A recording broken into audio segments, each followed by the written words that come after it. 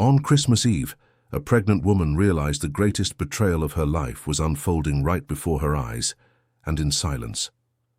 As the snow fell outside, she made a decision so calculated it would forever change the destiny of a man who believed he was untouchable.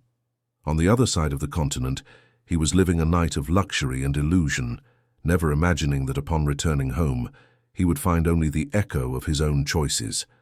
And when the truth finally came to light, neither of them could escape the consequences that had been so carefully prepared. Before you hear this story of revenge, courage, and disappearance, don't forget to subscribe to the channel for more amazing stories. The snow was falling in thick flakes, blanketing the landscape in a pristine white that cruelly contrasted with the storm brewing in Sophia's heart. The 8th month of pregnancy was a heavy burden, each movement a reminder of the life growing inside her and the loneliness that enveloped her. It was Christmas Eve and the fireplace crackled, casting dancing shadows that couldn't chase away the chill that had settled deep within her. Richard, her husband, was getting ready for a last-minute business trip, an unavoidable commitment that would take him away from her on the most magical night of the year. He moved with his usual ease, his smile effortless and his eyes bright, a brightness that to Sophia now seemed tinged with an icy arrogance. As he adjusted his cashmere scarf, his phone buzzed silently on the coffee table. A discreet notification, almost imperceptible, but it caught Sophia's eye. "Your flight to Aspen has been confirmed. Enjoy the snow with your guest." The message, cold and impersonal, struck a direct blow. Aspen, snow, guest. This wasn't a business trip. It was a romantic getaway, an idyllic Christmas with another woman, while she, pregnant and vulnerable, would be left behind, alone, in the blizzard that was intensifying outside. The air seemed to thin in Sophia's lungs. The image of Richard, with his impeccable charm and the promise of a quick return, crumbled. That sparkle in his eyes, once interpreted as passion, now revealed itself as a mirror of his own indifference. This was the last time she would be treated as an obstacle, an inconvenient detail in the perfect life he had built. The decision, silent and relentless, solidified within her. Richard kissed her on the forehead, a mechanical gesture, and left. The roar of his sports car's engine echoed in the night, fading until it disappeared. The house, once filled with the tension of the charade, plunged into a deathly silence. Sophia didn't cry. There was no time for tears. There was only the urgency to act. She walked to Richard's home office, her steps steady despite the weight of her pregnancy. Behind a false bookshelf was a safe. The combination, which he naively believed was a closely guarded secret, had been known to her for years. A casual observation, a repetitive pattern, and the secret had been unraveled. With steady hands, she opened the safe. Inside, not just jewelry and cash, but a stack of documents that formed the backbone of Richard's empire. Property deeds, securities contracts, powers of attorney.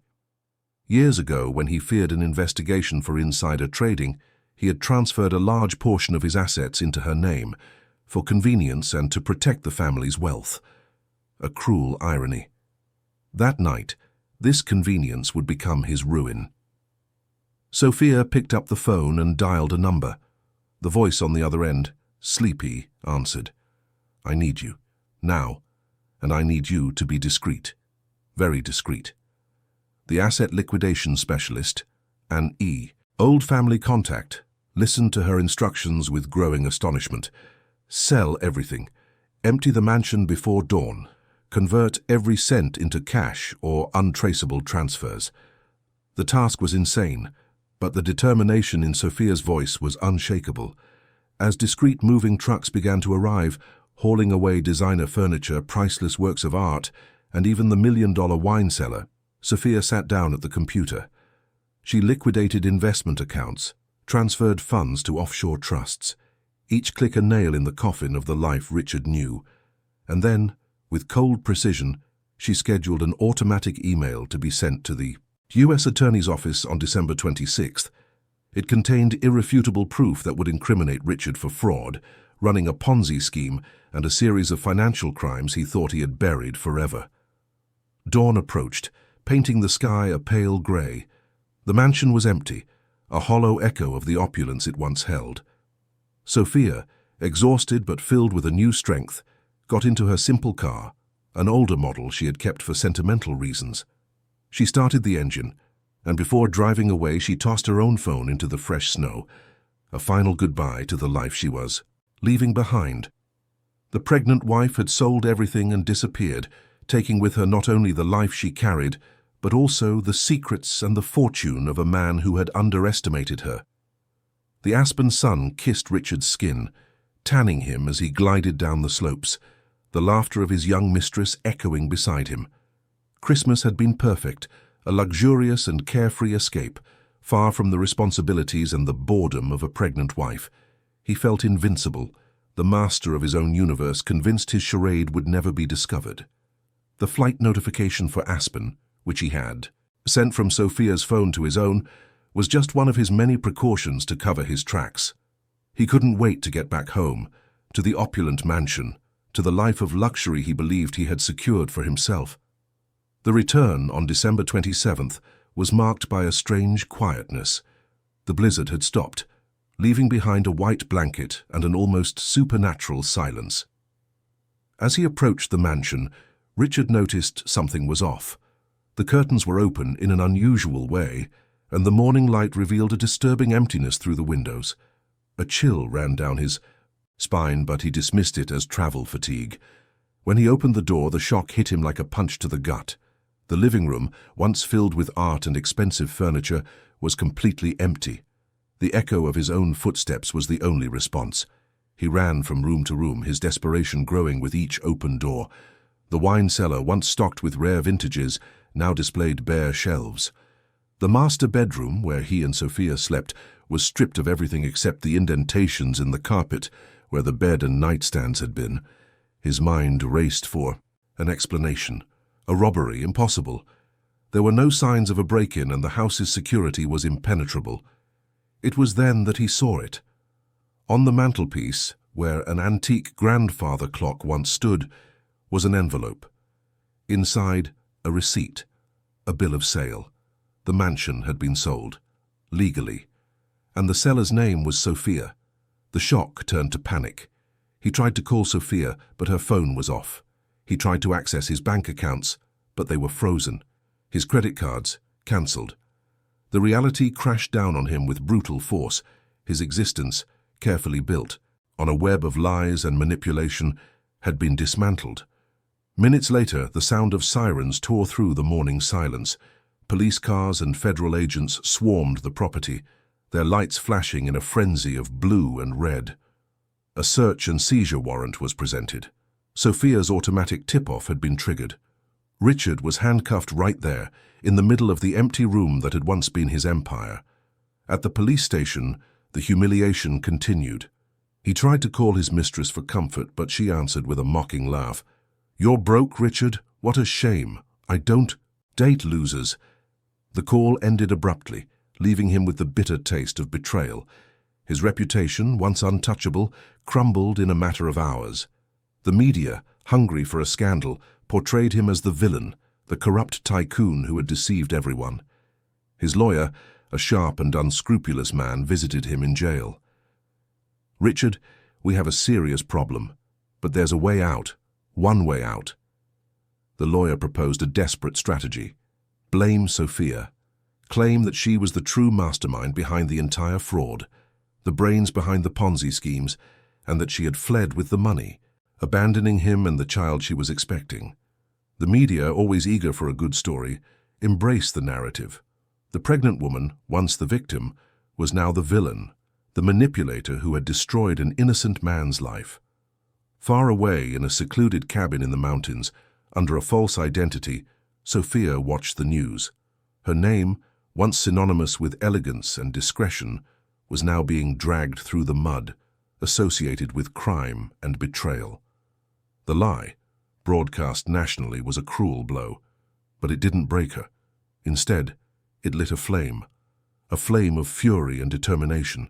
She had risen from the ashes, and now it was time to fight back. The cabin, nestled among tall pines and an almost absolute silence, was Sophia's refuge. Far from the city's hustle and the media's glare, she found a relative peace, but the tranquility was constantly disturbed by the news that reached her. A small battery-powered radio and a prepaid laptop connected to a secure network were her only windows to the outside world. And what she saw and heard filled her with a cold, calculated indignation. The image of Richard, once the ruthless tycoon, was now that of a wronged man, a victim of a cunning and unscrupulous wife.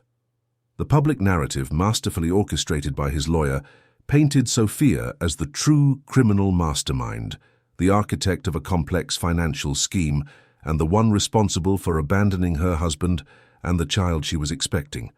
Every report, every headline was a stab at her reputation, an attempt to erase her existence and rewrite history. But Sophia was not one to back down. The flame that had ignited within her was not one of despair, but of ironclad determination. She had prepared for Richard's retaliation, but not for the scale of the slander. However, a lie, no matter how well told, had an expiration date, and Sophia had the tools to speed up that process. With the help of a network of anonymous digital experts, contacts she had discreetly cultivated over the years, Sophia began her own investigation. Her goal: to unearth the truth, not just to defend herself, but to expose Richard's true face. She knew the key was in the details, in the digital footprints that, no matter how hard he tried to erase them, always left a mark. Sophia's team, operating remotely and with complete secrecy, began to comb through old logs, server records, email backups, and cloud files.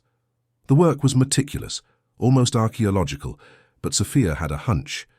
She remembered a particularly dark period in her life, a moment of extreme vulnerability that Richard had shamelessly exploited.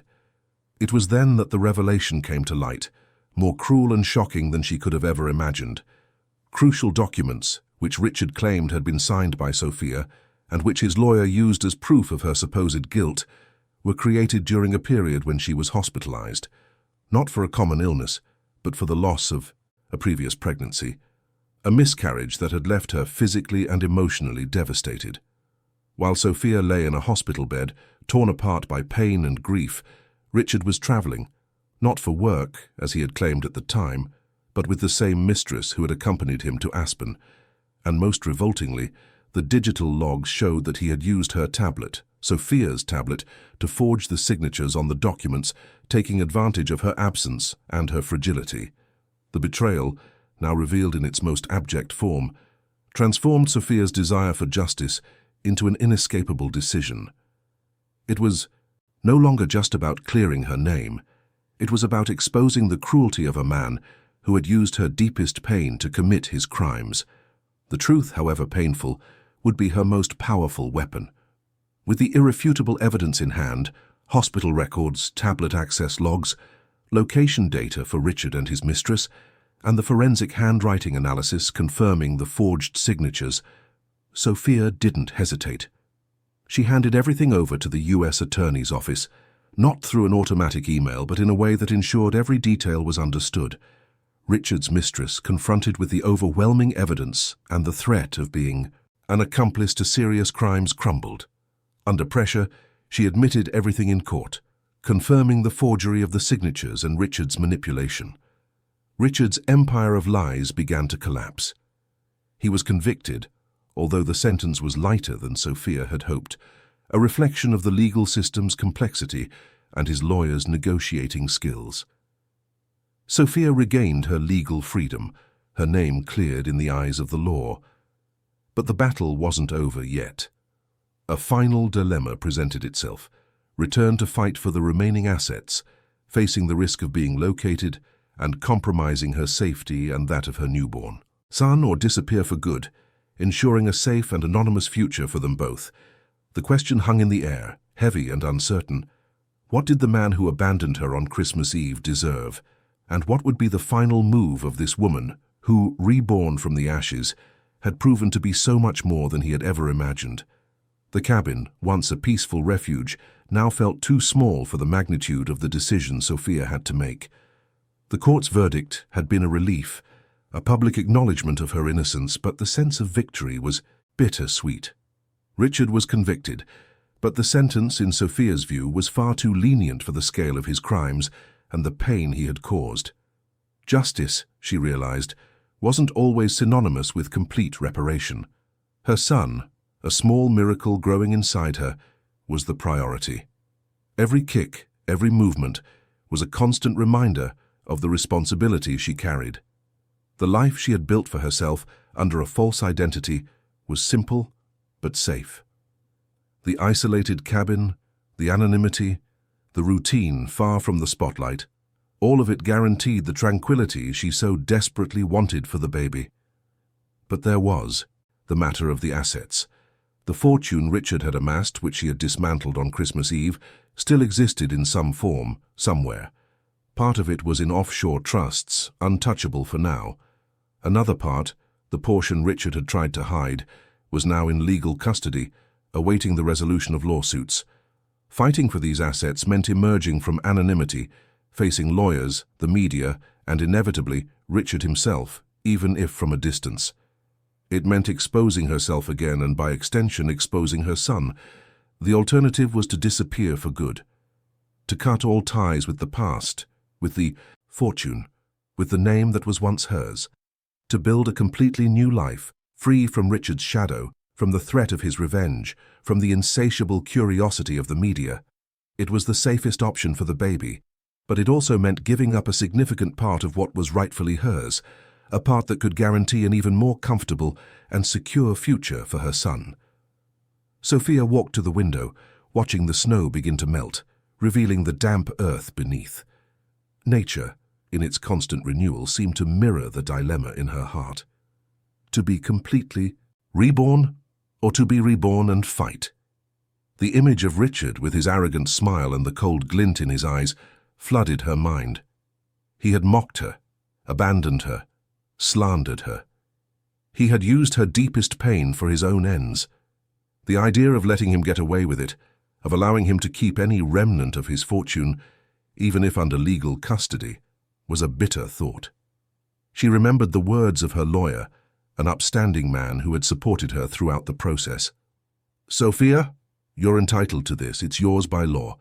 But the safety, say, of you and your son is paramount." Christmas Eve, the blizzard, the silent notification, the radical decision. It had all been a turning point. She had transformed from a submissive, deceived woman into an unstoppable force. This new Sophia didn't run. This new Sophia fought. But what did it mean to fight? It was no longer a matter of revenge, but of justice. It was no longer about punishing Richard, but about protecting her son's future. The fight for the remaining assets wouldn't just be about money, but about a principle. It was the affirmation that she would not be disposable, that her life and her worth would not be defined by the actions of one man. The decision began to form in her mind, clear and undeniable. She would not disappear. She would not hide forever. She would fight. But she would fight on her own terms, with a strategy that guaranteed her son's safety above all else. Discretion would be her ally, intelligence her weapon. What did Richard deserve? He deserved to face the consequences of his actions, not just in prison, but in the loss of everything he valued. And the final move of this woman who had been reborn from the ashes would be to ensure that justice in its most complete form was served. Not just for her, but for all the women who had ever been underestimated, deceived, and discarded. The game wasn't over yet, and Sophia was ready to play her final card. Sophia's decision wasn't driven by blind rage, but by a cold, calculated determination. She wouldn't seek revenge in the traditional sense, but a reparation that was complete and unquestionable. Her son's safety was the compass guiding her every step, and the fight for the remaining assets would be waged with the same discretion and efficiency she had used to dismantle Richard's empire. The first step was to strengthen her support network. She contacted the lawyer who had assisted her again, a man of principle who, despite his initial surprise at the turn of events, had recognized Sophia's strength and intelligence. He would be her legal arm, operating behind the scenes, without exposing Sophia's location or her son's identity. In parallel, she reactivated her team of digital experts. The task was different now, no longer searching for incriminating evidence, but tracking Richard's assets that were still in legal limbo. He had been convicted, but the recovery of his assets was a complex process, fraught with legal maneuvers and attempts at concealment. Sophia knew that Richard, even behind bars, would not give up his fortune easily. The cabin, once a refuge, transformed into a discreet headquarters. With the prepaid laptop and a secure connection, Sophia delved into the world of international finance, trusts and shell companies. She wasn't an expert, but her sharp intelligence and her ability to learn quickly made her a formidable adversary. She studied every detail, every loophole, every strategy Richard might use to protect his assets. Meanwhile, life went on. Sophia's baby was born in a small rural clinic, far from the prying eyes of the world, a healthy boy with curious eyes and soft skin. She named him Gabriel, a name that meant God is my strength, a promise of hope and a new beginning. Motherhood brought a new dimension to her determination. It was no longer just for her, but for Gabriel, for a future where he could grow up free from the shadows of his parents' past. Richard, in prison, received the news from his lawyers with a mixture of fury and disbelief. His assets were being systematically tracked and contested. Accounts he thought were safe in tax havens were being frozen. Properties he had transferred to straw men were being identified. The source of it all was a mystery. His lawyers suspected Sophia, but they couldn't locate her. She was a ghost, a shadow moving with surgical precision. The media, which had once vilified her, now began to question the initial narrative. Sophia's absence, her discretion, and the effectiveness with which Richard's assets were being recovered started to raise doubts. Richard's lawyer, desperate, tried to revive the story of the manipulative wife, but the credibility of that version was fading. Sophia, watching everything from her refuge, knew that time was on her side. Every legal victory, every recovered asset, was a step toward the complete deconstruction of Richard's empire. She didn't just want the money. She wanted complete justice, the full exposure of his frauds, and the guarantee that he would no longer have the power to harm anyone. The legal battle would drag on for months, maybe years. But Sophia was prepared. She had risen from the ashes, and now, with Gabriel in her arms, she was stronger than ever. This woman's final move would not be an act of revenge, but a demonstration of resilience, intelligence, and the unshakable strength of a mother protecting her child. She would not hide, but she would not expose herself unnecessarily. She would be the invisible force that dismantled what was left of the man who had betrayed her. The months turned into a year, and the isolated cabin witnessed Gabriel's first words and first steps. Sophia, torn between motherhood and the complex legal battle, found the strength to continue in her son's every smile. Discretion was the watchword. She rarely left, and when she did, it was with extreme precautions, always alert for any sign that her location might be compromised. Sophia's strategy was working. The team of digital experts, under her guidance, had delved into the darkest layers of Richard's finances. They discovered a network of shell companies in tax havens, secret bank accounts, and investments disguised under third-party names.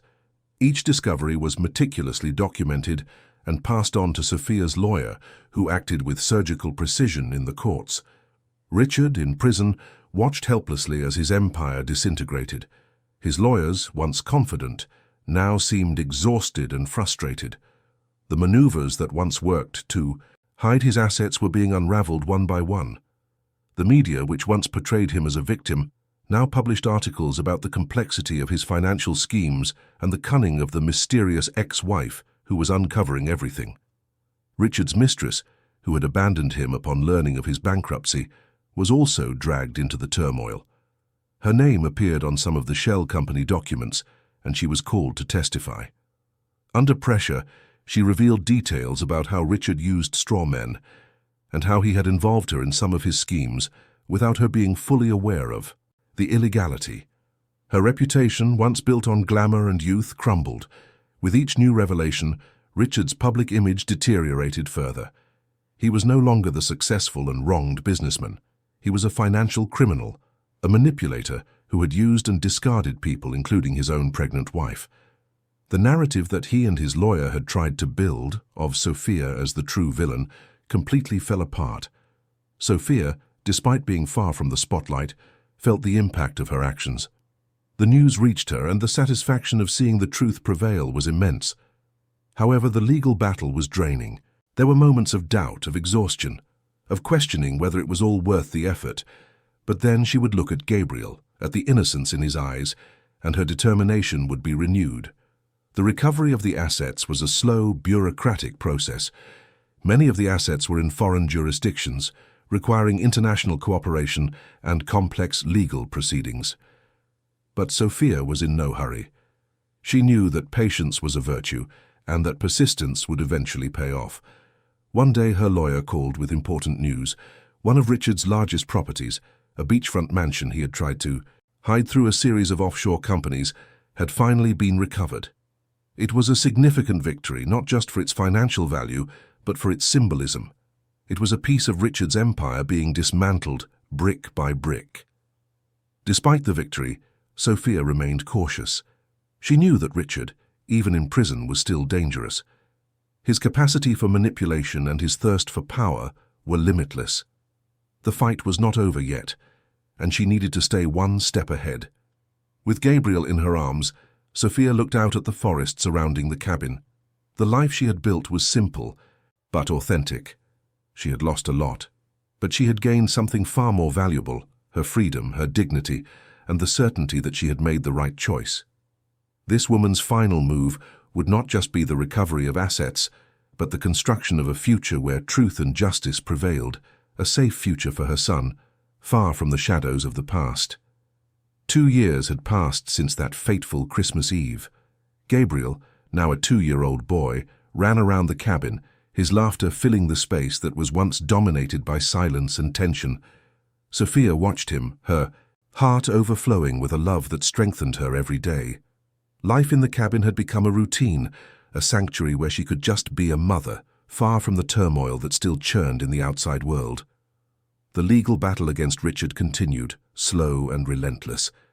Each month new victories were won, small pieces of Richard's empire dismantled and recovered. Sophia's team of digital experts had become an efficient machine, unraveling every new attempt by Richard to hide his assets. He, in turn, tried everything to delay the proceedings, using every legal resource and bureaucratic loophole at his disposal. The media, which had once vilified her and then forgotten her, was now taking an interest in the story again. The mystery woman, who was dismantling Richard's empire, had become an urban legend, a symbol of resilience and justice.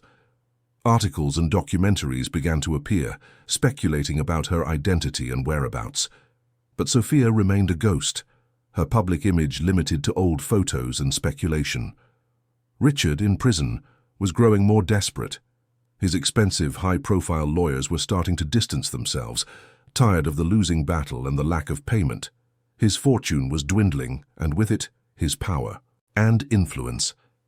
The mistress who had testified against him was now on probation, trying to rebuild her life away from the spotlight. Despite the victories, Sophia felt the weight of constant vigilance. The need to protect Gabriel was a responsibility that never left her. She knew that as long as Richard had a shred of hope of reclaiming his fortune, he would be a threat. His parole hearing was approaching, and that worried her. It was then that a new twist emerged. One of Richard's former business partners, a man who had been cheated and harmed by him in one of the Ponzi schemes, contacted Sophia's lawyer. He had kept evidence, documents, and recordings that incriminated Richard even further, revealing a network of corruption and money laundering far more extensive than anyone had imagined. The partner, who had lived in fear of Richard for years, now saw an opportunity to get revenge and clear his own name. The new evidence was explosive. It not only confirmed Richard's crimes, but also revealed the involvement of influential figures in politics and business who had benefited from his schemes. The scale of the corruption was staggering, and exposing it all could shake the very foundations of power. Sophia, analyzing the new information, realized the battle was no longer just about her and Richard. It was about a system, a web of corruption that needed to be unraveled. The decision to use this new evidence was complex. It would involve even greater risks, but also the possibility of more comprehensive justice. She found herself facing a new dilemma. Continue the fight focused solely on Richard, ensuring the recovery of his assets and the safety of Gabriel, or expand the battle, exposing a network of corruption that could bring unpredictable consequences. Gabriel, with his innocent smile, reached his arms out to her. Sophia hugged him tightly, feeling the warmth of his small body. The answer, she realized, was right there. She couldn't build a secure future for him in a world where corruption and injustice reigned with impunity. The fight had to be bigger. This woman's final move, she decided, would not just be the recovery of her fortune, but the exposure of the entire truth, whatever the cost. She would not just be a survivor, but a catalyst for change. Revenge, she realized, was a dish best served cold. But justice, that was a feast that nourished the soul, and Sophia was ready to serve. Sophia's decision to expand the fight was not made lightly. She knew that getting entangled in a web of corruption that reached powerful figures would bring immense risks. But the image of Gabriel, growing up in a world where impunity was the rule, was a powerful incentive. She didn't want her son to live under the shadow of a rotten system. Sophia's lawyer, a man of principle but also a pragmatist, expressed his concerns. "Sophia, this is a dangerous game. These people have power, influence. They won't hesitate to use any means to protect themselves." Sophia listened intently, but her determination was unshakable. "I know the risks," she replied, "but the truth needs to come out, and I have the proof."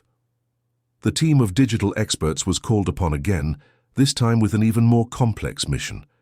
The new evidence, provided by Richard's ex-partner, was a tangle of encrypted data, coded emails, and obscure financial records. It was like deciphering a treasure map, but a treasure map of corruption. Sophia, with her sharp intellect, dove headfirst into the investigation. She spent hours analyzing the documents, connecting the dots, identifying the names and transactions. Her mind, once focused on survival, was now at full capacity, unraveling the intricacies of a scheme that extended far beyond Richard. With each new discovery, the web became clearer. There were politicians, businessmen, judges, and even members of law enforcement involved. The scheme was vast, encompassing bribery, money laundering, influence peddling, and embezzlement of public funds. Richard was just one piece, albeit an important one, on a much larger board. Sophia's strategy was meticulous. She wouldn't release all the evidence at once. Instead, she would release it in stages, strategically, to maximize the impact, and ensure those responsible didn't have time to organize a counterattack. The media would be her ally, but she needed to control the narrative, ensuring the truth was told clearly and unquestionably. The first step was to leak information to trusted investigative journalists, those with a track record of integrity and courage. The information was carefully selected, enough to pique interest and launch an investigation, but without revealing the source or the full extent of the evidence. The reaction was immediate. The first reports began to surface, with headlines questioning the integrity of public figures and renowned businessmen. Richard's name, already tarnished, was now associated with an even larger network of corruption. The public, which once saw him as an isolated criminal, now began to perceive the scale of the problem. In prison, Richard received the news with a mixture of panic and anger. He knew Sophia was behind this. He could feel her presence, the invisible hand that was dismantling not only his fortune, but also the network of protection he had built over the years. His former allies, now exposed, began to distance themselves, fearing they would be dragged into the scandal. Sophia's life in the cabin, though, still isolated, became more tense. She knew she was messing with dangerous people. Gabriel's safety was her main concern. She installed advanced surveillance systems, trained in self-defense, and maintained constant contact with her lawyer and her digital team. Despite the danger, Sophia felt a strange sense of purpose. She was no longer the frightened, abandoned woman from Christmas Eve. She was a force to be reckoned with, a woman who had transformed her pain into power.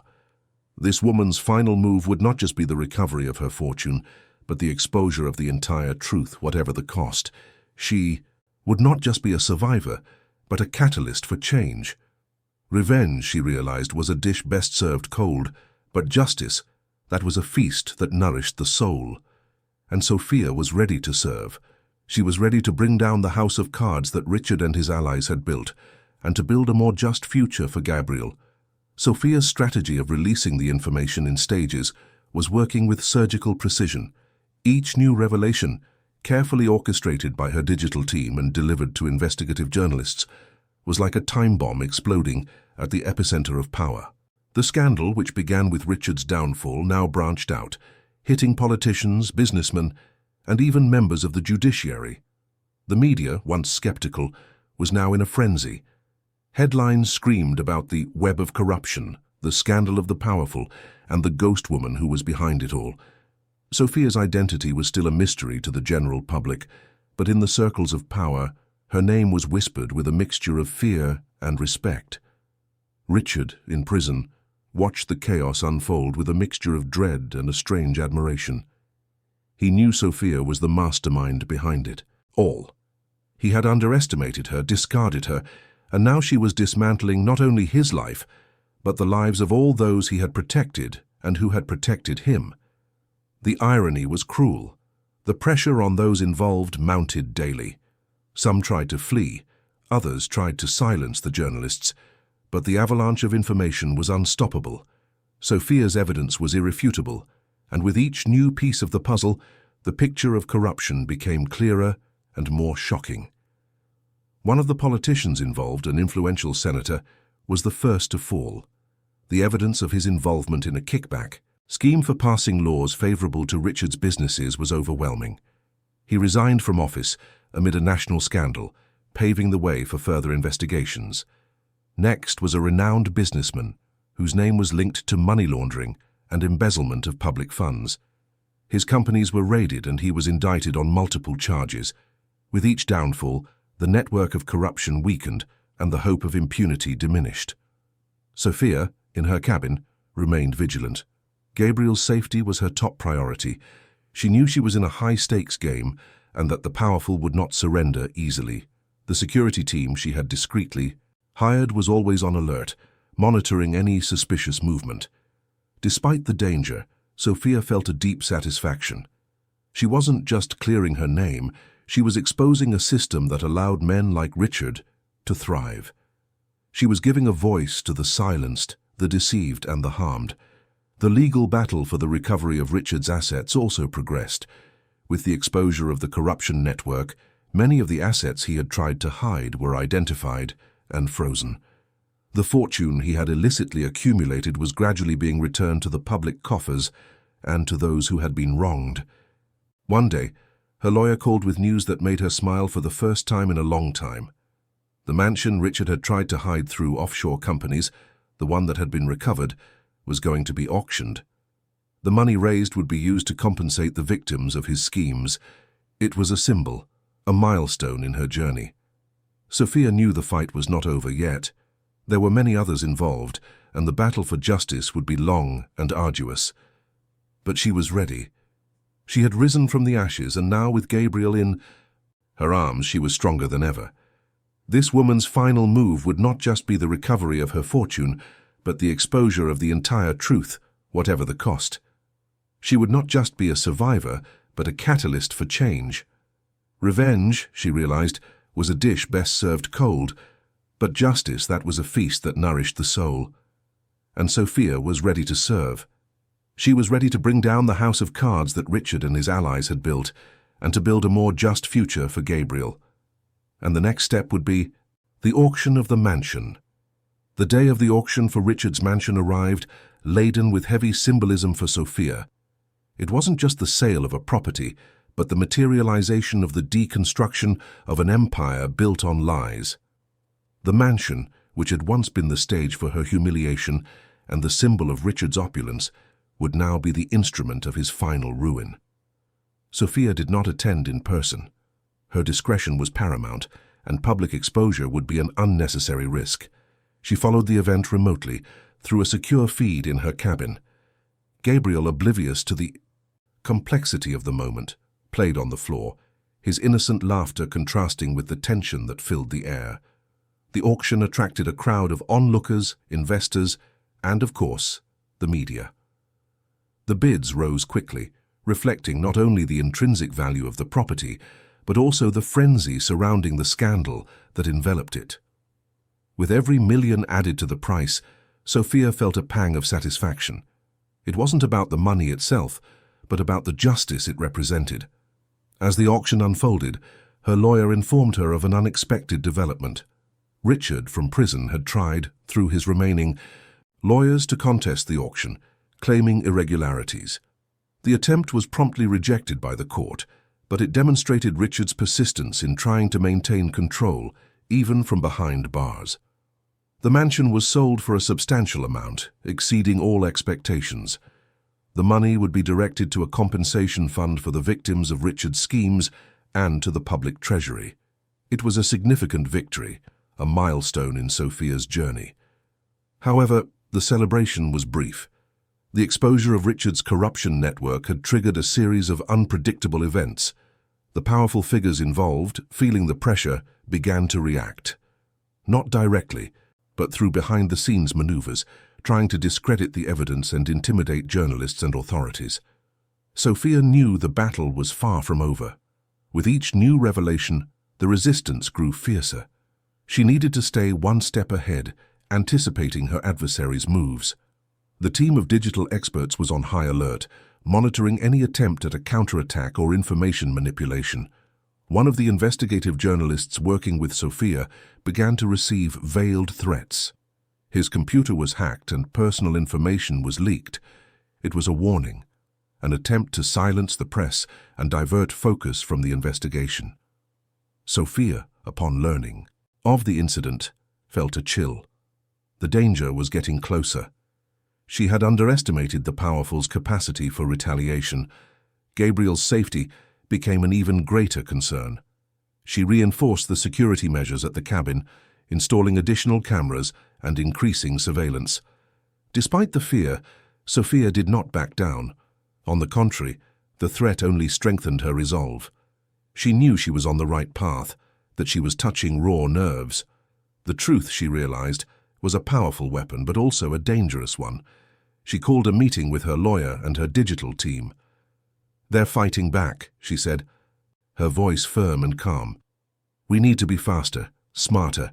We have to expose everything before they can silence us." The next phase of the strategy would be even more audacious. Sophia planned to leak information about the international connections of Richard's corruption network, involving figures from other countries, and exposing the global scale of the scheme. It was a calculated risk, but she believed it was the only way to ensure the truth prevailed. This woman's final move would not just be the recovery of her fortune, but the exposure of the entire truth, whatever the cost. She would not just be a survivor, but a catalyst for change. Revenge, she realized, was a dish best served cold, but justice, that was a feast that nourished the soul. And Sophia was ready to serve. She was ready to bring down the house of cards that Richard and his allies had built, and to build a more just future for Gabriel, even if it meant facing the darkest dangers. The veiled threat against the investigative journalist was a turning point for Sophia. From that moment on, the battle ceased to be merely legal and media-focused and became a matter of personal security. She knew she was stirring up hornets' nests, and that the reaction from the powerful would become increasingly aggressive. Gabriel's protection was her absolute priority, and that meant intensifying security measures and, paradoxically, accelerating the exposure of the truth. The cabin, once a peaceful refuge, transformed into a discreet fortress. Surveillance cameras with facial recognition, motion sensors, silent alarms, and a private security team composed of elite ex-military personnel were installed. Sophia, who previously avoided direct contact, now communicated with her security team daily, planning escape routes and emergency scenarios. Sophia's strategy for the next phase was audacious, to expose the international connections of Richard's corruption network. The new evidence, obtained through the meticulous work of her digital team, revealed the involvement of politicians and businessmen from other countries in money laundering and tax evasion schemes. It was a scandal of global proportions, capable of shaking governments and financial institutions. She called a meeting with her lawyer and the leaders of her digital and security teams. "We can no longer afford to release information drop by drop," she declared, her voice firm and determined. "We need a coordinated attack, an avalanche of evidence that cannot be contained or discredited." The team worked tirelessly, compiling data, verifying sources, and preparing dossiers. With each new discovery, the scale of the corruption became more frightening. There were secret Swiss bank accounts, shell companies in the Cayman Islands, and obscure transactions in tax havens. Richard was just one link in a much larger chain, a pawn in a game of power and money that transcended borders. The date for the full release was set. Sophia chose a strategic moment, taking advantage of a period of global political instability to maximize the news's impact. She contacted major international media outlets, ensuring the information would be published simultaneously in several countries. As the date approached, the tension in the cabin was palpable. Gabriel, with his childlike innocence, was the only source of lightness amidst the heavy atmosphere. Sophia spent hours with him, reading stories, playing, trying to create an oasis of normalcy in the midst of the gathering storm. Richard, in prison, felt the pressure mounting. His lawyers informed him of the imminent release of new evidence, this time with international implications.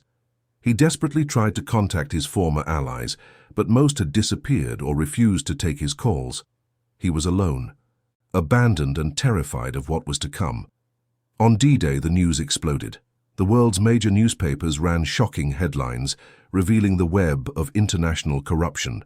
The names of politicians, businessmen and bankers from various countries were exposed, with irrefutable proof of their involvement in money laundering and tax evasion schemes. The scandal was of epic proportions, shaking financial markets and governments. The reaction was immediate and global. Investigations were opened in several countries, arrest warrants were issued, and the public cried out for justice. The ghost woman, who had orchestrated it all, became a symbol of courage and integrity. Sophia, watching the chaos unfold from her cabin, felt a mixture of relief and exhaustion. She had fulfilled her promise. The truth had come to light, and the house of cards of Richard and his allies was collapsing spectacularly. But the battle was not over yet.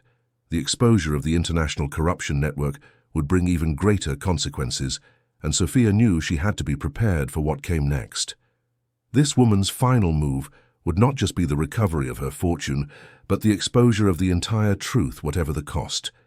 She would not just be a survivor, but a catalyst for change. Revenge, she realized, was a dish best served cold, but justice, that was a feast that nourished the soul. And Sophia was ready to serve. She was ready to bring down the house of cards that Richard and his allies had built, and to build a more just future for Gabriel, even if it meant facing the darkest dangers. And the next step would be dealing with the consequences of the global exposure. The global explosion of information about the international corruption network of Richard and his allies reverberated for weeks. Governments fell, ministers were fired, and major financial institutions came under intense investigation. The world watched, stunned, at the disintegration of a system that had seemed unshakable. Sophia, from her cabin, observed the unfolding events with a mixture of satisfaction and apprehension. Despite the resounding success of her strategy, the global exposure brought with it a new level of danger. The powerful figures who had been unmasked would not surrender easily. The threat was no longer just of legal or media retaliation, but of darker, more violent actions. Gabriel's safety became an obsession for Sophia. The cabin, already a fortress, was further reinforced. Sophia's security team, now expanded and composed of elite professionals from various nationalities, operated in shifts, ensuring 24/7 surveillance. Escape routes were mapped, armored vehicles were acquired, and an emergency evacuation plan was drawn up for Gabriel and Sophia. The media, which had once called her the Ghost Woman, now described her as the architect of truth, the silent avenger. Her story, though still without a public face, inspired millions. But Sophia knew that fame, even anonymous fame, was a double-edged sword. Richard in prison was in a state of collapse. The global exposure of his crimes and the downfall of His allies had left him completely isolated. His lawyers abandoned him, and he faced new charges in several countries. The prospect of his parole, which once seemed a relief, was now a distant mirage. He was broken, not just financially, but in spirit. Despite all the victories, Sophia felt the weight of the constant tension. Life under surveillance, the need to always be one step ahead, was taking its toll. She dedicated herself to Gabriel with even greater intensity, seeking in her son's innocence and joy the strength to endure the pressure. One day, her lawyer contacted her with an unexpected proposal. A consortium of governments and international organizations, impressed by the effectiveness of her actions and the integrity of the evidence, offered Sophia a deal. In exchange for her continued cooperation in dismantling other corruption networks, they would grant her and Gabriel full protection, a new identity, and the resources to live safely anywhere in the world. It was a tempting offer. It meant an end to the life of constant vigilance, the possibility for Gabriel to grow up in a normal environment without constant fear.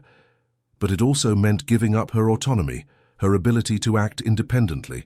It meant trusting institutions that, in many cases, had been complicit in the corruption she was fighting.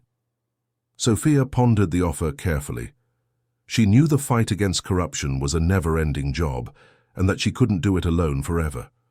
The protection offered was real, and the opportunity to give Gabriel a normal life was a powerful argument. She remembered Christmas Eve, that arrogant glint in Richard's eyes, the feeling of being disposable. She had risen from the ashes, and now she was a force to be reckoned with. But her strength was not just in her ability to fight. It was in her unwavering commitment to justice. The global explosion of news about the international corruption network of Richard and his allies reverberated for weeks. Governments fell, ministers were fired, and major corporations saw their stocks plummet. The ghost woman became an icon, a symbol of hope for those who cried out for justice in a world dominated by impunity. However, for Sophia, success brought with it a new layer of danger. The cabin, which was once a refuge, now seemed like a target. The global exposure, though necessary, had shone a spotlight on her. The powerful figures hit by the revelation would not surrender easily. They had resources, influence, and above all, a relentless desire to silence the source of their ruin. Sophia's security team redoubled their surveillance. The forest around the cabin was monitored 24/7, and any suspicious movement was immediately investigated. Sophia, for her part, did not allow herself a moment of carelessness. She knew the threat was real and that Gabriel's safety depended on her constant vigilance. Richard, in prison, watched the collapse of his world with a mixture of fury and despair. His lawyers informed him that the situation was irreversible. His assets were being confiscated in several countries, and the prospect of his parole had vanished. He was a broken man, abandoned by everyone, and the only thing keeping him alive was his hatred for Sophia. Despite the imminent danger, Sophia felt a strange peace. She had fulfilled her mission. The truth had been revealed, and the consequences were unfolding. She had proven that even the most insignificant person, when armed with determination and intelligence, could bring down the most powerful. However, life in the cabin under constant threat began to take its toll. Gabriel, now almost 3, sensed the tension in the air. He would ask why they couldn't go to town, why there were always big men around the house. Sophia tried to shield him from reality, but she knew she couldn't keep him in a bubble forever. Sophia's team, exhausted but loyal, began to discuss the next steps. The legal and media battle had been won, but the war for safety was still ongoing. It was time to think about a long-term plan, one that would guarantee the permanent safety of Sophia and Gabriel. Sophia's lawyer suggested a change of identity and a new start in a distant country where the influence of Richard's enemies couldn't reach them. It was a tempting option, but Sophia hesitated. She had fought so hard to clear her name, to expose the truth. To disappear again would mean giving up everything she had achieved. It was then that an idea began to form in her mind, a bold idea, one that combined her need for security with her desire to continue fighting for justice. She would not disappear. she would become an even more powerful force, a voice for the voiceless. She called a meeting with her team. "We're not running," she declared, her voice resonating with a new determination. "We're going to become untouchable. We're going to create an organization, a foundation, dedicated to investigating and exposing corruption worldwide. We will use the resources we recovered from Richard to fund this fight." The team, surprised but inspired by Sophia's vision, embraced the idea. It was an ambitious plan, but it made sense. Sophia would no longer be the ghost woman, but the leader of an organization fighting for global justice. She would use her experience, her intelligence, and her network of contacts to create a legacy that transcended her own story. This woman's final move would not just be the recovery of her fortune, but the exposure of the entire truth, whatever the cost. She would not just be a survivor, but a catalyst for change. Revenge, she realized, was a dish best served cold, but justice, that was a feast that nourished the soul. And Sophia was ready to serve. She was ready to bring down the house of cards that Richard and his allies had built, and to build a more just future for Gabriel, even if it meant facing the darkest dangers. And the next step would be the creation of her own organization, one that would ensure the truth always found its way. The idea of creating a foundation to combat global corruption was not just a security strategy for Sophia and Gabriel. It was the culmination of her journey, the transformation of her personal pain into a greater purpose. She didn't just want to protect herself, she wanted to ensure that others didn't go through what she had. Sophia's team, inspired by her vision, dove headfirst into the project.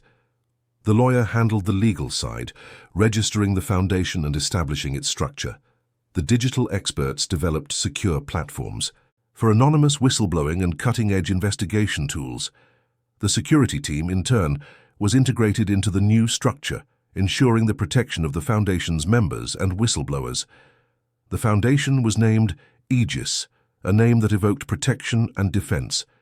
Its objective was clear: to investigate, expose, and combat corruption in all its forms, anywhere in the world.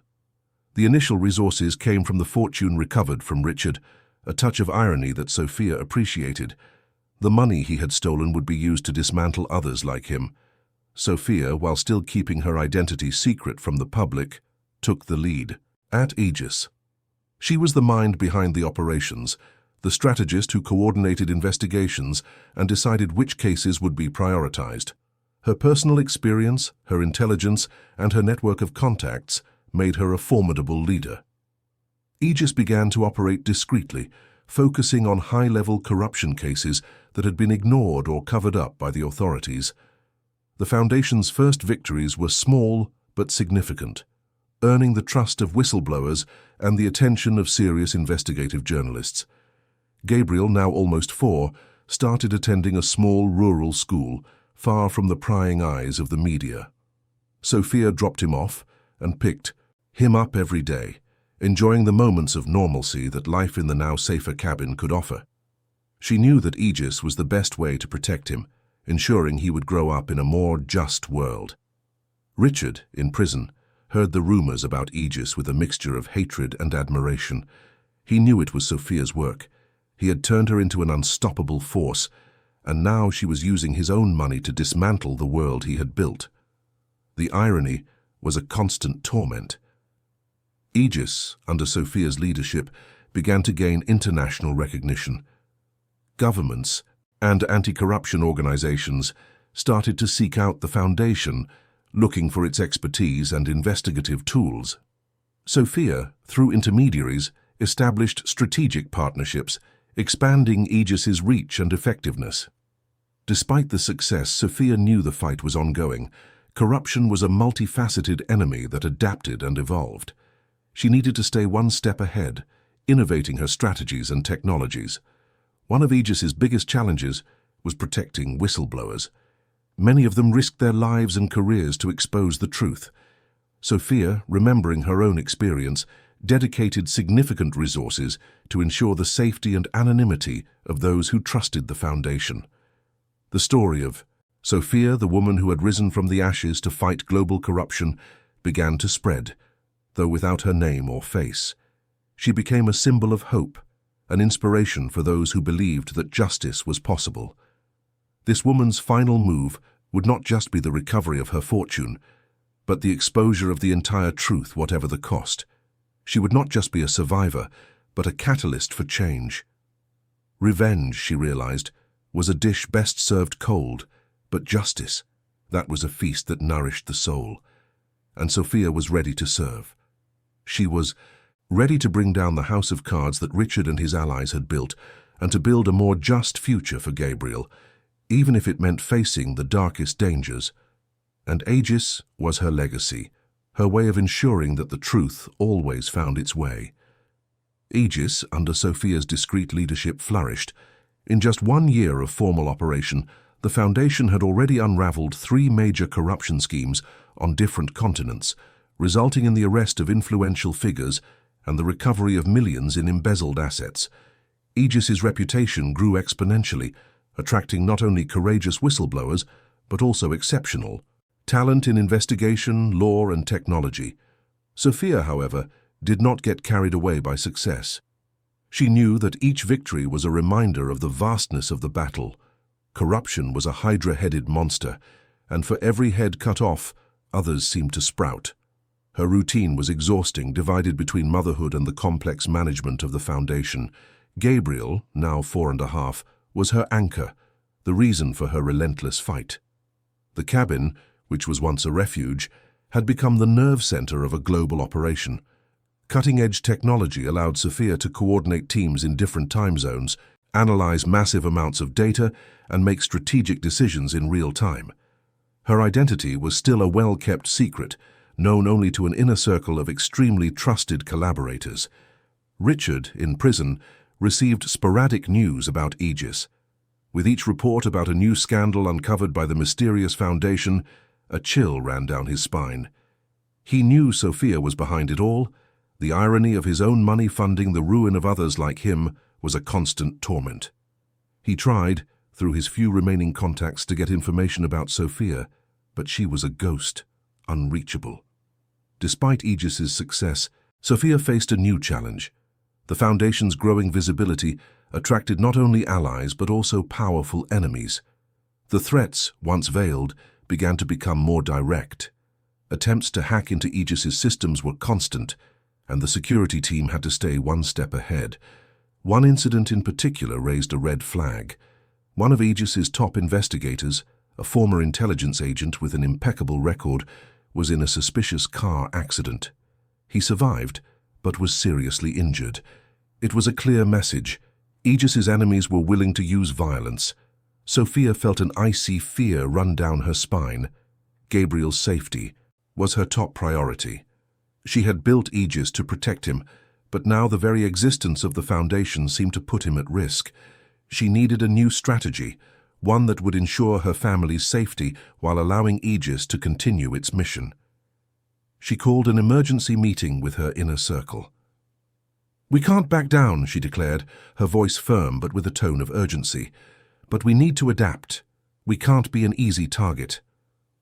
The solution, she proposed, would be to decentralize Aegis, to create autonomous investigative cells in different parts of the world, each with its own leadership and resources, but all connected by a secure network and under Sophia's strategic supervision.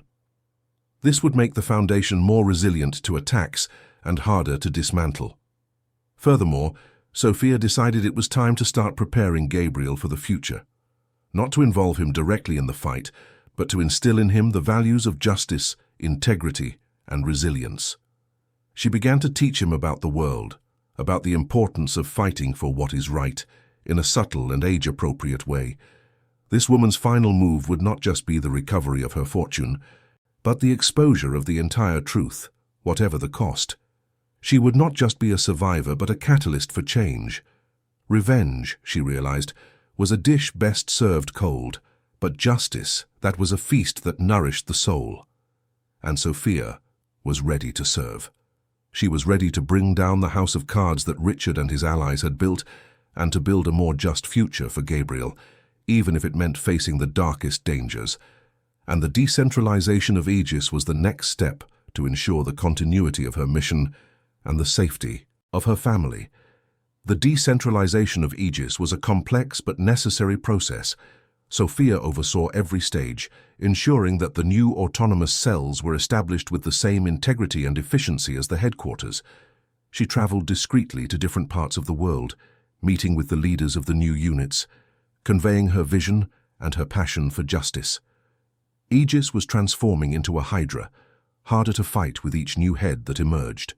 Gabriel, now 5, noticed his mother's frequent absences, but Sophia compensated with an intense and meaningful presence when she was home. She taught him about the world in a playful yet profound way, planting the seeds of curiosity and ethics. He was a smart and observant boy, and Sophia saw in him the promise of a better future.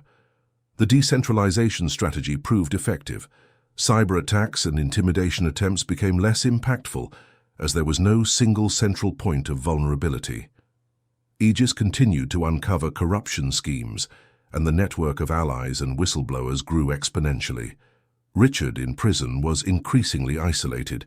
His few remaining contacts had completely distanced themselves, fearing association with him. He watched, through the sporadic news that reached the prison, the growth of Aegis, and the downfall of his former allies. The irony was a slow poison corroding his soul. He knew Sophia was behind it all, and the hatred he felt for her was the only thing keeping him alive. However, decentralization brought a new challenge, maintaining the cohesion and original vision of Aegis. Sophia needed to ensure that, despite their autonomy, all cells operated under the same ethical principles and with the same commitment to the truth. She implemented a secure and regular communication system, maintaining strategic control over all operations. Sophia's security team, now more focused on her and Gabriel's personal protection, was on constant alert.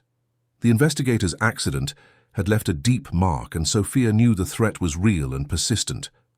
She and Gabriel moved to a new cabin, even more isolated and with state-of-the-art security systems, making them even harder to locate. The media, which once speculated about the identity of the ghost woman, now began to wonder about the structure and funding of Aegis.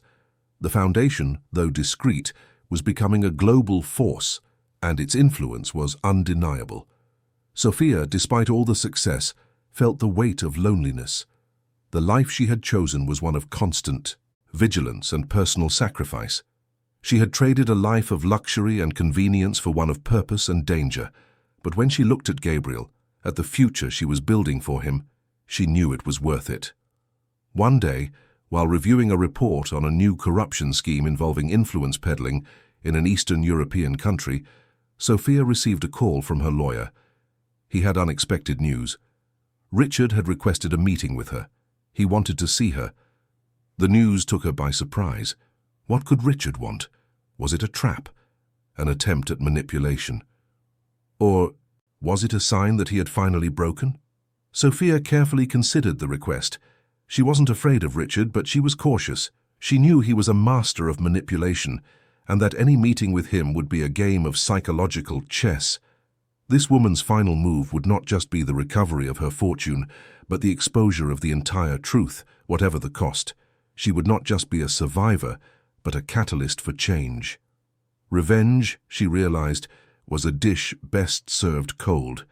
But justice, that was a feast that nourished the soul. And Sophia was ready to serve. She was ready to bring down the house of cards that Richard and his allies had built, and to build a more just future for Gabriel, even if it meant facing the darkest dangers. And the next step would be deciding whether to accept Richard's request for a meeting. Richard's request for a meeting echoed in Sophia's mind for days. The idea of seeing him again, of being in the same room as the man who had turned her life upside down, was unsettling. But curiosity and the need to understand what he could possibly want were stronger. She consulted her lawyer and her security team. "It's risky, Sophia," her lawyer warned. "He might try to manipulate you, or worse, it could be a trap." "I know," Sophia replied, her voice calm and controlled. "But I need to know what he wants. What if he has something to offer that could benefit Aegis?" The security team drew up a meticulous plan for the meeting. It would take place in a secure room, monitored by cameras and microphones, with security agents strategically positioned. Sophia would wear a discreet communication device, allowing her team to listen in and intervene if necessary. The day of the meeting arrived. Sophia prepared herself with the same cold calculation she used in her investigations. She didn't want to show any emotion, any vulnerability. She was the head of Aegis, not the abandoned woman from Christmas Eve. As she entered the room, Sophia saw him. Richard looked different. The years in prison had taken their toll. His hair was grey, his face marked with deep wrinkles, and the arrogant glint in his eyes had been replaced by a tired, defeated look. He was noticeably thinner, and his prison uniform hung on his frame. "Sophia," he said, his voice hoarse, almost unrecognizable. Sophia didn't answer. She sat at the table, maintaining a safe distance, her eyes fixed on his. "I know you're behind Aegis," he continued, getting straight to the point. "I know you dismantled everything I built." Sophia remained silent, waiting. "I made a lot of mistakes, Sophia," he said, and there was a tone of genuine regret in his voice, something she had never heard before. "I underestimated you. I treated you like an object. I destroyed your life." Sophia felt a pang of emotion but quickly suppressed it. She wasn't there to hear apologies.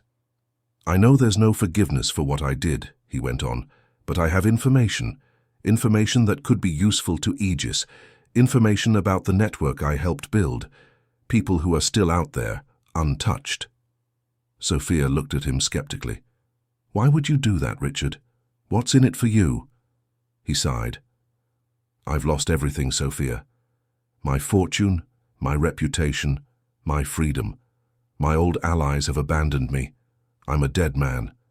But they're still out there, living their lives of luxury, laughing at me. I want to see them fall. I want them to pay for what they did."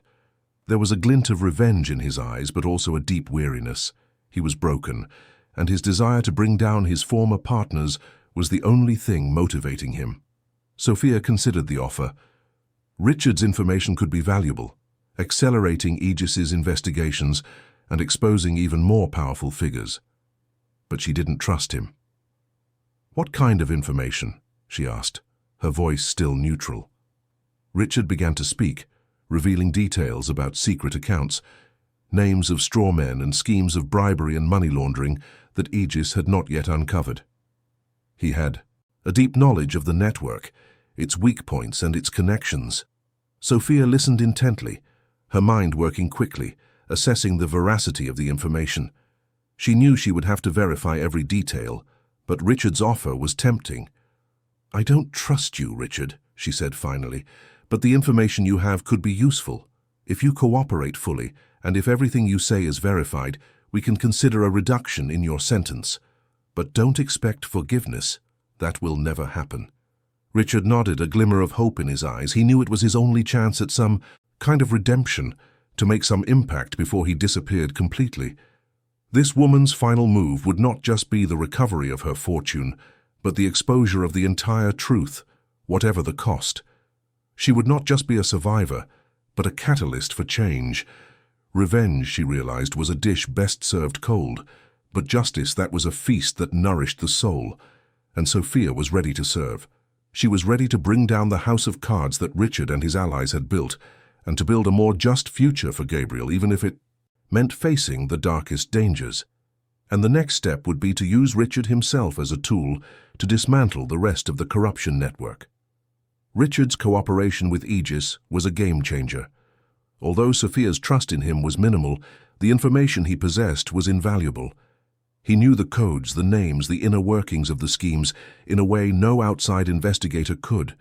His memory, sharpened by obsession and a desire for revenge against his former partners, revealed details that opened new avenues of investigation for Aegis.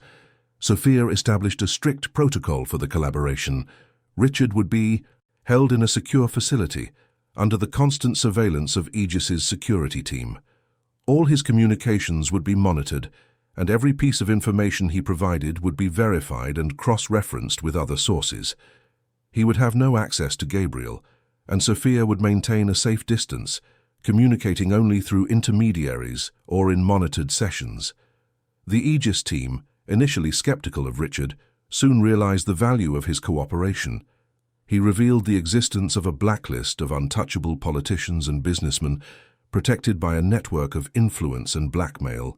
He detailed how money was laundered through fake charitable foundations and how government contracts were manipulated to benefit shell companies. The new information allowed Aegis to launch a series of coordinated operations in several countries. The Foundation's cells, previously focused on isolated cases, now worked together to dismantle the tentacles of the global corruption network. Arrests multiplied, and the recovery of embezzled assets reached astronomical figures. The media, which was already closely following Aegis's actions, was in a frenzy. The new revelations, many of them shocking, exposed the rot of a system that had seemed unshakable. Richard's name, once synonymous with villainy, was now associated with a figure who, even from prison, was helping to dismantle corruption. The public narrative began to grow more complex, and the figure of Sophia, the architect of truth, took on even more legendary proportions. Gabriel, now almost 6, began to ask more complex questions about his mother's work. Sophia carefully explained to him the importance of justice and fighting for what is right. She took him for walks in the forest, teaching him about nature and the importance of protecting the environment, instilling in him values that went beyond the fight against corruption. Despite the success, Sophia felt the weight of constant vigilance. Richard's cooperation had accelerated the investigations, but it had also intensified the fury of the powerful figures being exposed. Aegis's security team had to stay one step ahead, anticipating their adversaries' moves. One day, Richard requested another meeting with Sophia. This time he had no information to offer, but a warning. He had discovered, through his remaining contacts, that a group of his former allies was planning a massive retaliation against Aegis. They were willing to use any means, including violence, to silence the Foundation and its leaders. Sophia took the warning seriously. She knew Richard had no reason to lie. He was broken, and his only desire was to see his former partners fall. The threat was real, and Aegis needed to prepare for the worst. This woman's final move would not just be the recovery of her fortune, but the exposure of the entire truth, whatever the cost. She would not just be a survivor, but a catalyst for change. Revenge, she realized, was a dish best served cold, but justice, that was a feast that nourished the soul. And Sophia was ready to serve. She was ready to bring down the house of cards that Richard and his allies had built, and to build a more just future for Gabriel, even if it meant facing the darkest dangers. And the next step would be to prepare Aegis for the imminent retaliation. Richard's warning about the imminent retaliation echoed in Sophia's mind. She knew the threat was real. The powerful figures Aegis was unmasking would not go down without a fight, and violence was a tool they wouldn't hesitate to use. The cabin, which had been a sanctuary, now transformed into a war room. Sophia called an emergency meeting with the leaders of her security team and Aegis's top strategists. "They're coming," she declared, her voice calm but filled with an iron will. "We need to be prepared. We will not retreat, but we will protect ourselves." The defense plan was drawn up with the same surgical precision Sophia applied to her investigations.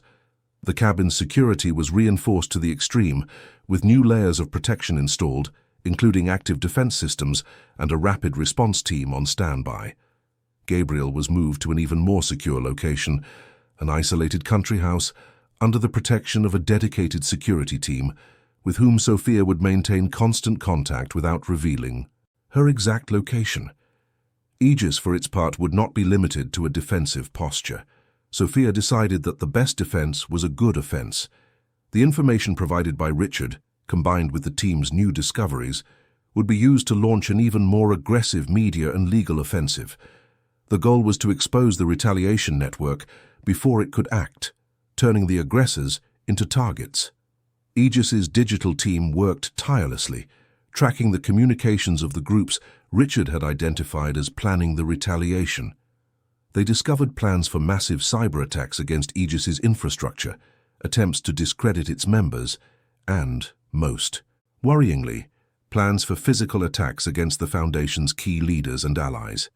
Sophia, with her lawyer's help, prepared detailed dossiers on the retaliation planners, including proof of their criminal intentions. These dossiers would be handed over to the competent authorities, but would also be leaked to the media, ensuring the public was aware of the threat. The tension was palpable. Every member of Aegis knew they were in danger, but Sophia's determination was contagious. They were fighting for something bigger than themselves, for a future where justice prevailed. The attack came, but not in the expected way. Instead of a direct offensive, Aegis's enemies launched a massive disinformation campaign, using fake news and fake social media profiles to try to discredit the Foundation and its members. They tried to paint Sophia as a manipulator, a vengeful woman using Aegis for her own ends. But Sophia was prepared. Aegis's digital team, with its counterintelligence expertise, quickly identified the source of the disinformation campaign and exposed those responsible. The media, which already trusted Aegis, quickly debunked the fake news, turning the attempt to discredit them into a backfire for the Foundation's enemies. The physical retaliation was also neutralized. The attack plans were intercepted by Aegis's security team, and the aggressors were apprehended by the authorities before they could act. Aegis had proven to be a formidable force, capable of defending itself and counter-attacking effectively. Richard, in prison, followed the events with a mixture of admiration and resignation. He had tried to warn Sophia, and she had acted with an intelligence and courage he had never imagined. He had created a monster, but a monster that was fighting for good. Sophia, despite the victories, knew the war was not over. The fight against corruption was a continuous battle, and Aegis would always need to be vigilant. But she also knew she had built something lasting, something that transcended her own story. This woman's final move would not just be the recovery of her fortune, but the exposure of the entire truth, whatever the cost. She would not just be a survivor, but a catalyst for change. Revenge, she realized, was a dish best served cold, but justice, that was a feast that nourished the soul. And Sophia was ready to serve. She was ready to bring down the house of cards that Richard and his allies had built, and to build a more just future for Gabriel, even if it meant facing the darkest dangers. And the next step would be to consolidate Aegis as an unshakable global force in the fight against corruption.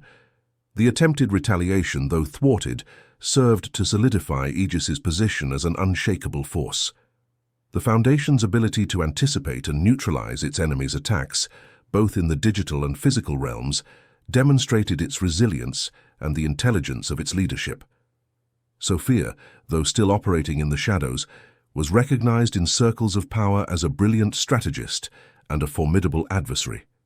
With the immediate threat contained, Sophia turned her attention to consolidating Aegis. The Foundation was no longer just a reactive organization. It was becoming proactive, developing corruption prevention programs, training investigators in developing countries, and establishing partnerships with governments and international organizations that genuinely wanted to combat the problem. Gabriel, now almost 7, was flourishing in his safe and stimulating environment. Sophia spent as much time as possible with him, teaching him about the world, about the importance of ethics and social responsibility. She took him for walks in the forest, where they talked about nature, life, and the challenges the world faced. Gabriel, with his innate curiosity, absorbed everything, and Sophia saw in him the hope for a more just future. Richard, in prison, continued to be a source of valuable information. His cooperation, though motivated by revenge, was crucial for Aegis. He revealed details about human and arms trafficking networks that were interconnected with the corruption schemes, further expanding the scope of the Foundation's investigations. His sentence had been reduced, but he remained behind bars, a broken but still useful man. Aegis, under Sophia's leadership, began to expand beyond investigation and exposure. The Foundation launched education programs for young people, teaching them about the dangers of corruption and the importance of transparency. They also created a support fund for victims of corruption, offering legal and psychological assistance. Despite all the success, Sophia knew the fight was continuous. Corruption was a multifaceted enemy that adapted and evolved. She needed to stay one step ahead, innovating her strategies and technologies. One day, Sophia received an unusual invitation. A group of global leaders, including heads of state and directors of major international organizations, invited her to participate in a secret summit to discuss strategies for combating corruption on a global scale. They wanted Sophia's expertise, her vision, and her leadership. It was a recognition of Aegis's work and of Sophia herself, but also a dilemma. Participating in the summit would mean stepping out of the shadows, exposing her identity, and putting herself at a new level of risk. However, it would also mean the opportunity to influence global policies and take the fight against corruption to an unprecedented level. Sophia carefully considered the decision. She had built Aegis to be an invisible but effective force. Now, the world was calling her to a more prominent role. She remembered Christmas Eve, that arrogant glint in Richard's eyes, the feeling of being disposable. She had risen from the ashes, and now she was a force to be reckoned with. She looked at a photo of Gabriel, smiling. The decision, she realized, was not just about her, but about the future she wanted for him. A future where justice was not the exception, but the rule. This woman's final move would not just be the recovery of her fortune, but the exposure of the entire truth, whatever the cost. She would not just be a survivor, but a catalyst for change. Revenge, she realized, was a dish best served cold, but justice, that was a feast that nourished the soul. And Sophia was ready to serve. She was ready to bring down the house of cards that Richard and his allies had built, and to build a more just future for Gabriel, even if it meant facing the darkest dangers. And the next step would be to accept the invitation to the global summit, taking her place as a leader in the fight against corruption. Sophia's decision to accept the invitation to the global summit was not easy, but it was a necessary step. Aegis had grown beyond her expectations, and to maximize its impact, Sophia needed to step out of the shadows. It was time to put a face to the architect of truth, to transform the legend into a real leader. The preparation for the summit was meticulous. Aegis's security team worked in conjunction with international security agencies to ensure Sophia's protection. Her identity would be revealed, but her and Gabriel's location would remain a well-guarded secret. On the day of the summit, Sophia entered the room with a serene confidence. She was no longer the frightened, abandoned woman from Christmas Eve. She was a leader, a strategist, a force to be reckoned with. The curious and respectful gazes of heads of state and directors of international organizations followed her as she made her way to the podium. Her presentation was concise and powerful. She didn't speak about her personal story, but about Aegis's mission, about the importance of transparency, accountability, and global cooperation in the fight against corruption. She presented data, success stories, and concrete proposals to strengthen anti-corruption laws and protect whistleblowers. The reaction was unanimous. The global leaders, impressed by her intelligence and passion, offered their full support to Aegis. New partnerships were formed, resources were pledged, and the foundation became a fundamental pillar in the global fight against corruption. The revelation of Sophia's identity was a shock to the world. The media exploded with the news, and her story, once a mystery, was now told in detail. She became a symbol of resilience, courage, and justice. Richard in prison watched the news with a mix of emotions. He saw Sophia, the woman he had discarded, become a global leader. He felt a mix of envy, admiration, and perhaps a hint of pride. He had created a monster, but a monster that was changing the world. Sophia's life changed drastically. She became a public figure, traveling the world, attending conferences, championing Aegis's cause. But she never forgot her roots. The cabin remained her refuge, the place where she could just be a mother to Gabriel. Gabriel, now 8, understood the importance of his mother's work. He saw her as a hero, and Sophia strove to be an example for him, teaching him about the importance of fighting for what is right, protecting the weak, and never giving up. Aegis, under Sophia's leadership, continued to grow and prosper. The foundation became a global benchmark in the fight against corruption, with offices in several countries and a network of collaborators that spanned every continent. This woman's final move would not just be the recovery of her fortune, but the exposure of the entire truth, whatever the cost. She would not just be a survivor, but a catalyst for change. Revenge, she realized, was a dish best served cold, but justice, that was a feast that nourished the soul. And Sophia was ready to serve. She was ready to bring down the house of cards that Richard and his allies had built, and to build a more just future for Gabriel, even if it meant facing the darkest dangers. And the next step would be to continue the fight, day after day, to ensure that the truth always found its way and that justice prevailed. Years passed, and Aegis solidified its position as one of the most influential anti-corruption organizations in the world. Sophia, now a respected and admired public figure, divided her time between the strategic leadership of the Foundation and raising Gabriel. Her story, from an abandoned wife to a global leader, inspired millions and was told in books and documentaries. Gabriel, a brilliant and idealistic teenager, closely followed his mother's work. He not only understood the importance of Aegis's mission, but also showed a genuine interest in following in Sophia's footsteps. He spent hours studying the Foundation's reports, learning about the complexities of corruption and the strategies to combat it. The cabin, which had once been her secret refuge, was now a home full of memories and a symbol of Sophia's journey. Although she traveled constantly, the cabin remained her safe harbor, the place where she could recharge and spend quality time with Gabriel. Richard in prison had become a forgotten figure.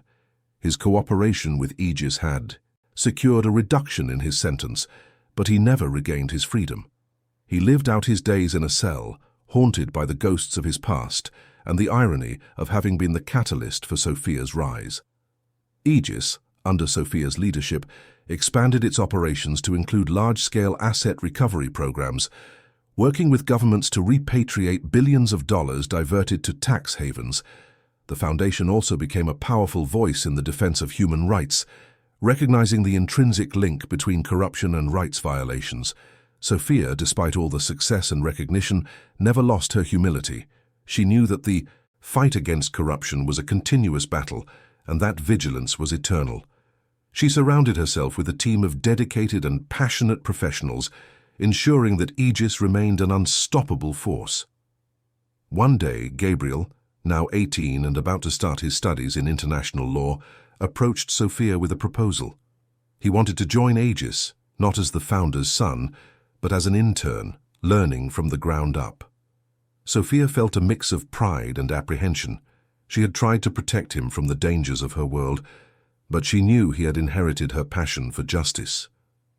She looked him in the eye, seeing the same determination that had driven her on her own journey.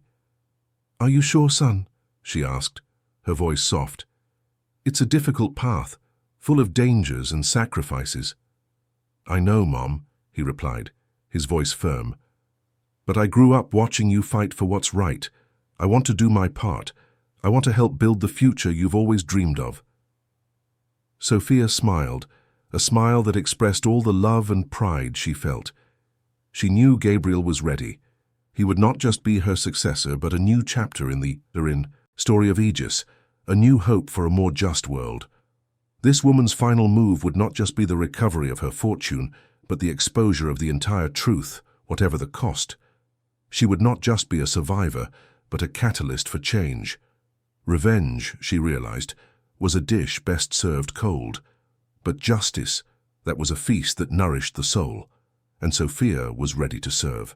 She was ready to bring down the house of cards that Richard and his allies had built, and to build a more just future for Gabriel, even if it meant facing the darkest dangers. And the next step would be to see Gabriel take his place at Aegis, ensuring that the legacy of justice and truth continued for generations. Gabriel joined Aegis with the humility of an intern, but with the intelligence and passion he had inherited from Sophia. He started at the bottom, learning the ins and outs of digital investigations, the complexity of international law, and the art of protecting whistleblowers. Sophia, though proud, maintained a professional distance, allowing him to build his own path and earn the team's respect on his own merits. The following years were of continuous growth for Aegis and for Gabriel. He quickly distinguished himself, demonstrating a natural aptitude for leadership and a strategic vision that complemented his mother's. He brought new perspectives, incorporating emerging technologies and innovative approaches to combat corruption. Sophia, watching Gabriel's development, began to plan her succession. She knew that Aegis needed young and dynamic leadership to face the challenges of the future. Corruption evolved, and the Foundation needed to evolve with it. The cabin, now a place for strategic meetings and planning, witnessed the discussions between mother and son. Sophia shared her vast experience, her successes and failures, preparing Gabriel for the complexity of leadership. Gabriel, in turn, brought the energy and idealism of the new generation, questioning paradigms and proposing bold solutions. Richard, in prison, received sporadic news about Aegis's success and Gabriel's rise. He saw the irony of his own ruin having generated such a powerful force. In his final years, he wrote a memoir, revealing the behind-the-scenes of his schemes and the flaws in the system that allowed him to prosper. The book, though controversial, became a bestseller, and part of the profits was donated to Aegis, a final and ironic act of redemption. Aegis, under the leadership transition, continued to expand its reach and impact. Gabriel, with Sophia's support and mentorship, gradually took on more responsibilities, becoming the public face of the Foundation at international events and conferences. Sophia, for her part, began to step back from the spotlight, dedicating more time to research and the development of new anti-corruption methodologies. She became the éminence grise of Aegis, the strategist behind the major operations, while Gabriel led the Foundation day to day. The relationship between mother and son deepened, transforming into a professional and personal partnership.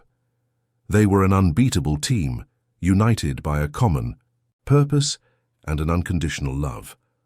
One day, Sophia and Gabriel were at the cabin, reviewing plans for a new global initiative for Aegis. Gabriel, with a sparkle in his eye, presented a bold idea to use artificial intelligence for the early detection of corruption patterns. Sophia listened intently, her face lit by a proud smile. "That's a brilliant idea, son," she said, her voice full of admiration. "You're ready." Gabriel looked at her, his eyes meeting hers. He knew what she meant. Sophia then made the official announcement to the Aegis team. Gabriel would be the new CEO of the Foundation, and she would assume the role of chair of the board, ensuring the continuity of Aegis's vision and values.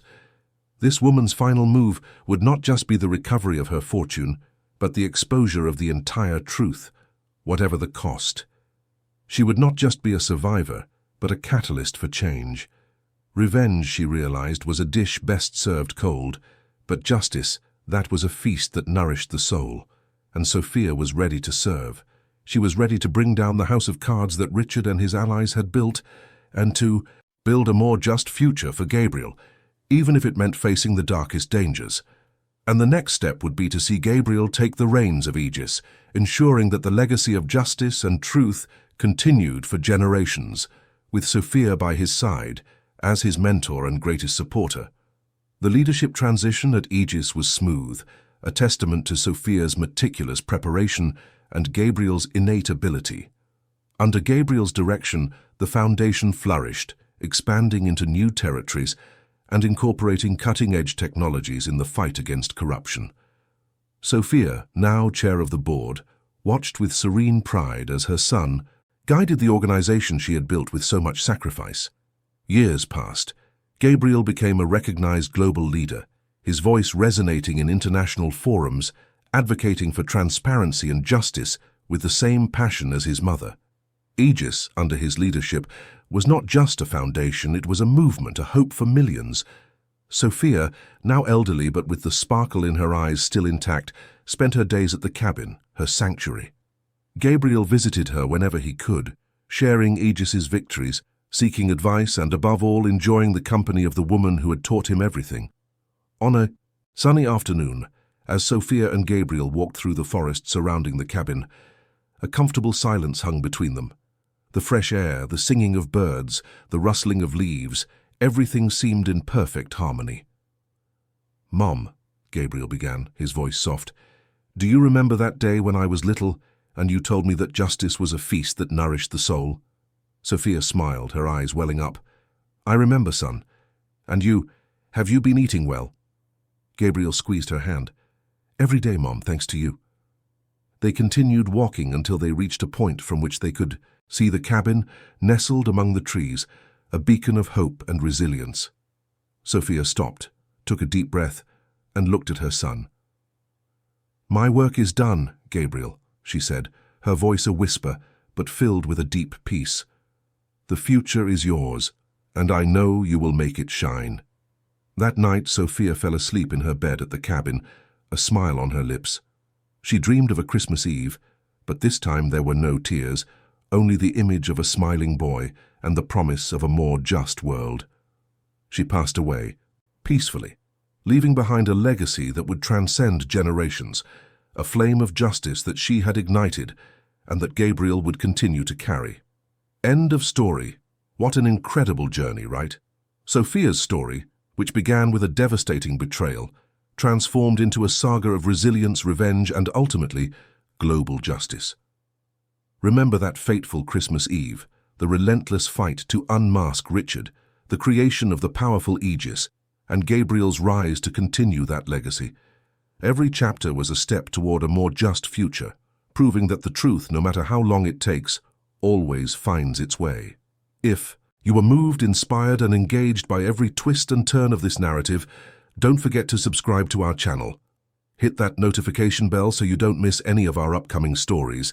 Give this video a thumbs up to show us you want more content like this, and comment below what the most powerful moment in Sophia's journey was for you. Your opinion is very important to us. And if you're looking for more adventures, mysteries, and dramas that will keep you hooked from start to finish, check out the playlist on the left with other amazing stories we've prepared especially for you. Share this video with your friends and family so more people can be inspired by Sophia's strength and determination. Together, we can build a community passionate about great stories.